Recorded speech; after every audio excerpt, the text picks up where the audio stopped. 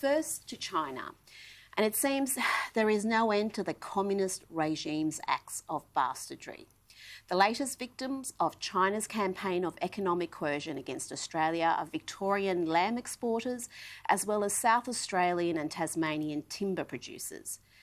There are already bans on timber exports from Victoria and Queensland as well. It is expected Australian cotton and wheat farmers will be next in the firing line. Since Australia had the temerity to suggest that there should be an independent investigation into the origins of the coronavirus pandemic, China has introduced hefty tariffs or bans on a range of Australian goods. It's been devastating for our farmers and producers who have become heavily reliant on the export trade to China. But we shouldn't be surprised. Look at how the Chinese government treats its own people. Why would they treat us fairly or with respect? After all, China is currently engaged in ethnic genocide of its Uighur population, runs forced labour camps, imprisons, tortures and even kills political dissidents, and harvests the organs of prisoners and carries out forced abortions and sterilisations. Expecting a regime like that to play fair is naive in the extreme. Incredibly, China's aggression towards Australia has done nothing to temper the Dan Andrews government's enthusiasm for the Belt and Road Initiative, a scheme designed to advance Beijing's influence across the globe.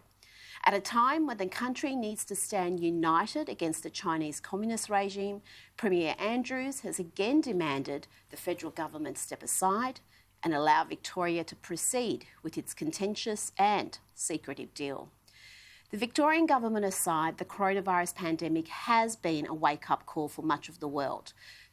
They've seen now what a threat China poses. Smaller countries are finally taking a stand.